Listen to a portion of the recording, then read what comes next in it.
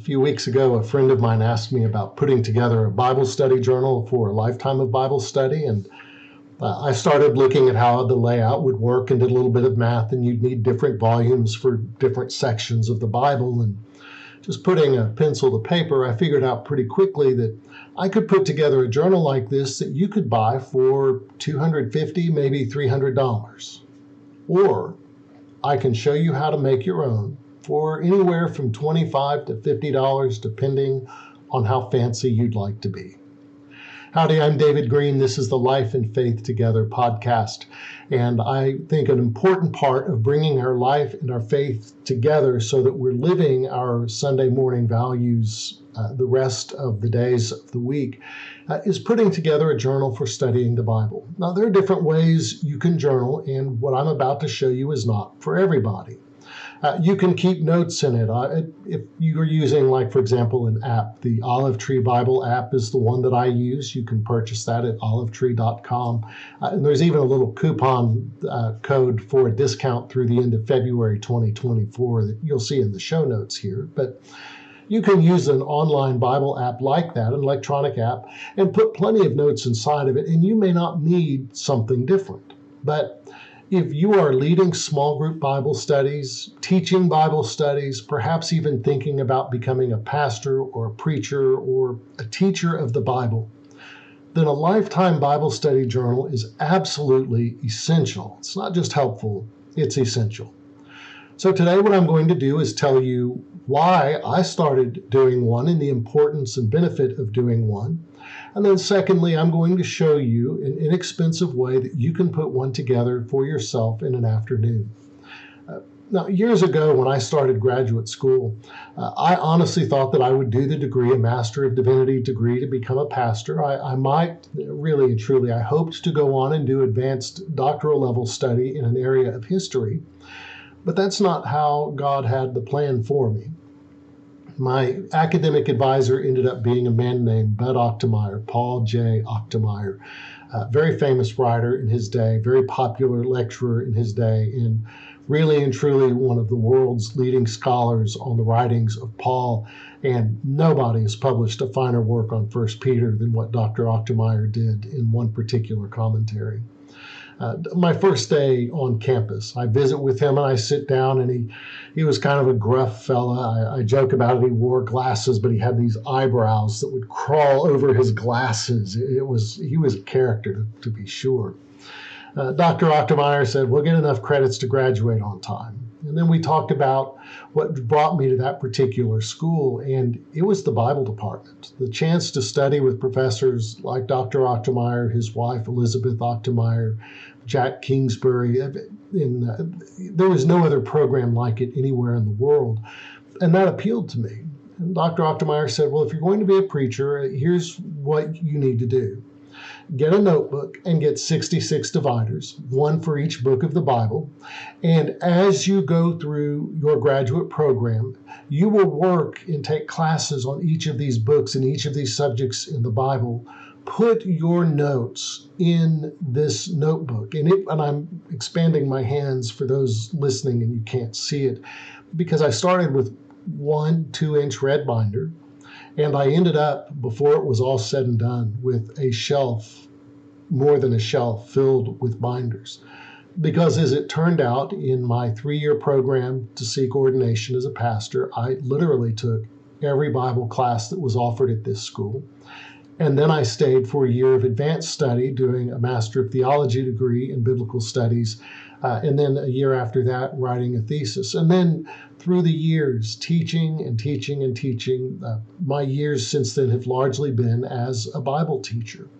And I found this incredibly helpful. What I ended up with in about 2008, that date's important, I had literally about 36 inches of notes where I had translated almost every book of the Bible, where I had outlined lessons from almost every book of the Bible. And I mentioned 2008 because in September 2008, Hurricane Ike brought about 3.5, 4 feet of water into my office at the church where I was working. And these notes were ruined. Now here I am 15 years later, And we lost pretty much everything in that hurricane. But I can tell you over time, there are only 3 to 5 things that we've really missed. And no kidding, this set of notebooks I have missed over these past 15 years more than I can say, because reconstructing it has been difficult. And I've made some mistakes along the way. And that brings me to how you can do your own Bible study journal. Now, this is different from a journal you might keep, like a diary, Dear Diary today. This is not that kind of a diary. This is a journal where, as you study something, as something catches your whimsy as you read through the Bible. A few weeks ago, reading through the Gospel of Matthew, where there was the baptism and the verb to wash. I actually took a day and studied how Matthew in his gospel uses the word washing, what we translate baptizing, differently throughout the text. I thought it was fascinating, but I need a place to put those notes. Or as I prepared lessons on the Gospel of Luke, or what you'll hear me say here, I have lessons that I put together for that, and I'm going to want a place where I can keep these lessons. Now, I mentioned that if I were to create one that you would buy commercially, it would be many volumes. I don't think we would need one for each of the 66 books of the Bible, but we would be pretty close to it. All that you need to start doing your own Bible journal, it's really very simple. You need a notebook and you need paper, and that's all you need to start. I encourage you, if you are going to keep a Bible study journal, to invest a few more dollars on it. If you really go crazy and buy very nice items, you'll spend about $50. And I find that to be very helpful. As you go through this, you're going to need a way that you can organize the books. And in my particular book, Read On, which I'm using to go through the Bible in the course of a year, I put this together and have used it every year since. But on page 2, and I want to show this to the camera for those that are watching the video, you'll see how I've broken up the books of the Bible into different sections. In the Old Testament, you have the books of the law, the books of history, the wisdom literature, major prophets and minor prophets. And the New Testament doesn't get broken out as thoroughly. The Gospels and history, I put the Acts of the Apostles there, as you're finding if you're reading right now. Luke and then Acts go immediately together. Then letters and epistles. There's a lot of debate among scholars which Paul wrote or didn't write, and not all of them are letters. Some of these have different meanings, but group them all together. And then I also finally then had prophecy, the book of Revelation to John, that gets its own notebook because, well, that's different and unique from other writings. So you're going to want to divide it up. Now, when you buy dividers, it can be very simple for you to do so. If you go to Google and you just simply, or go to Amazon and simply type the phrase Bible tabs, you're going to find that you have a wide variety of tabs. Some are very plain, some are very elaborate, some have beautiful artwork on them. These are tabs that are made so that people can put them inside the Bible. I've always thought the pages in the Bible were too frail for these tabs, but I know folk who love doing that. And you can spend as little as $5 to buy these pre-manufactured. You can spend as much as $20, but go and find one that you like, because that really will be very helpful to you to have. Now, you can, if you wish, buy pre-printed labels and then notebook dividers.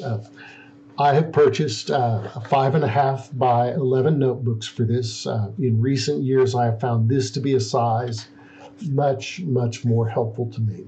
I will tell you, if you're buying notebooks 5.5 by 8.5, be very careful when you buy from Amazon, because if it does not tell you specifically it is this size notebook, it is not this size notebook. I will also tell you the brand of notebooks that I use is not currently available at Amazon. I buy Wilson Jones notebooks from a local office supply company. The local company got bought by someone in Houston, but they still deliver to my door, and you can get these in varying sizes. I like to have smaller ones that I can carry with me because they're much lighter, but then I'll have larger notebooks where I can write on the binding what they are. And really, if you want to go for broke, spring for purchasing some Sharpie pens of light colors so that you can write on the binding of your dark notebooks. I have a shelf full of these notebooks. It's behind the camera up over my head, but I've worked with these for a number of years. A couple of mistakes to avoid. First, before you buy your tabs, decide what tabs you need. There's not a standard format for this.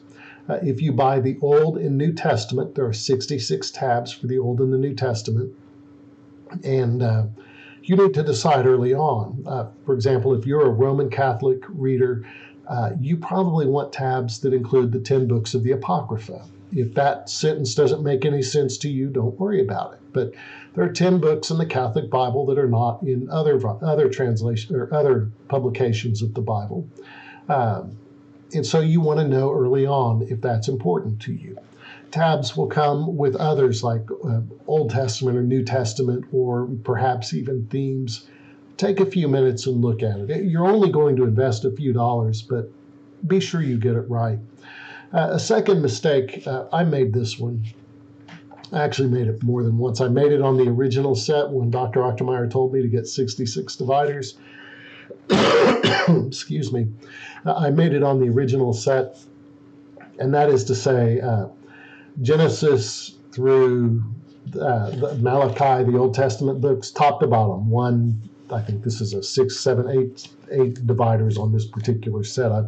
I bought a set of labels. I had pre-pressed file folder dividers and then just put them right on there. The reason that's a mistake is that as your Bible grows and you break it into sections, you will need to break it into sections. So the first section you're going to break out in the Old Testament is the Pentateuch, the first 5 books, the books of the law. So just do 1 through 5 and then go through that way. In the New Testament, as you notice, I go Matthew, Mark, Luke, Acts, and then I do the Gospel of John. You see that also in my notebooks as well. I want to talk a moment about how to put these together because I am a little bit of a type A personality. I did, for my latest version of this, buy cardstock in a set of labels. And I like my labels lined up neatly. So on my cardstock, I measured out at 1-inch increments and put a mark on the edge of the top page. I then took a straight edge, the same ruler, and I used it to mark vertically, with the pages flat on the table. I used the straight edge to draw the mark from bottom to top. So each page has a small pencil mark at those 1-inch intervals. Now on one page alone, looking at the front, you can't see that it's there, but when you're placing labels on it, it's just enough of an indication as to where the label will go so that you can line them up very, very nicely. And again, this only matters if you are a type A personality that likes all of your labels in neat and orderly rows. As one of those nerds, this is actually very, very helpful. So this is my latest set of Old Testament labels, and I have with me a latest set of the New Testament labels. And what I want you to think about as you put these in notebooks, start with the idea that you're going to need more than one notebook. I buy the inexpensive Wilson Jones notebooks from a local office supply store. You do you. Amazon has plenty of notebooks that they will deliver to you. I buy the plain black notebooks because I like the way they sit on the shelf. I have in my hand for the video a notebook that's actually falling apart. That's why it's here for me to use in the video. But I'll write on the edges, on the binding of the notebook, what is inside of it. Started out Old Testament, New Testament, and then it breaks out and grows from there. Think about the things that you're going to want to need. I don't use a lot of maps, but if you do, having a section for maps, or if you have a life verse and you want to keep notes about how that life verse means something to you, these are all available for purchase. But don't be afraid to think of the Bible as, in this instance, the summation of its parts. There are 66 books. each one will want its own separate divider. And that's the way that you can divide these up. Now, the set of labels I bought has different colors. So it's red for the first 5 books of the Bible. And then when you get into the wisdom literature, the history is going to be orange. The wisdom literature is going to be gold. And then when you get to the prophets, all of the prophets, major prophets and minor prophets, those are green. Don't be afraid as you go through this to break it out into different notebooks. When you get to the book of Isaiah, if you do a deep dive in the book of Isaiah, you'll find that people for a very long time have said there are 2 Isaiahs, more recently within the last century or so, 3 sections to Isaiah. Questions of authorship aside, there are 3 very distinct sections in the book of Isaiah. It'll be helpful for you to have a way that you can track that. Now what goes into a lifetime Bible study journal? The first thing I would say is if you are working with the original languages, translating from the Hebrew or the Greek manuscripts into English, put your translations first. The second thing that would go behind that, as you read through the Bible devotionally, take time to think about how you would divide lessons on each particular book. So if you wanted to lead a 12-week study on the Gospel of Matthew, what 12 lessons would you include? Write that out. But then if you did an 8-week or a 6-week course through the Gospel of Matthew, how would you break out those texts into bite-sized portions for individual lessons? Do include that next. Then think about going from larger to smaller. As you've got the broad spectrum of Matthew, then as you do lessons on particular text, keep your notes in the order. I encourage you to write on the top right hand of the page the particular text that these notes are for. So if you're looking at Luke chapter 2, where the Christ child is born, write Luke 2 on it. But then, so when you open the book of Luke and your notes to Luke, if you do translation notes, that's there, that's great. You do not need to do translation notes to do a good journal. But then keep your broad spectrum of how you would outline the book of Luke, and then narrow it down, each chapter and verse in order as it goes. You might have a separate section outside of Luke's gospel for themes through the Bible. What would be an example of this? Let's say in the Lenten season, you wanted to do a series on the last sayings of the Christ. These would be sayings of Jesus on the cross, and you combine these as you take them throughout the Gospels. So it's not just one book of the Bible where you find all of these, but that would be a good thematic series that you would want to keep together in notes outside of any of those books. But then your notes for each chapter and verse, keep those in the Bible journal. So your outline of the lesson would be separate, but the notes for each lesson would be found in the Gospel of Matthew, the Gospel of Mark, the Gospel of Luke as you go through it. Again, this is not a discipline that everybody is going to need. But if you are going to be a teacher of the Bible, allowing this wisdom to accumulate through the years is tremendously helpful. And so I encourage you, if you're so inclined, to take some time and put together a Bible journal. You'll find notes in the episode notes of this. Let me try that sentence again. You will find in the episode notes links to where you can find some of these materials on the Amazon website. These are affiliate links. If you make a purchase using these links, I might get a small commission at no additional cost to you.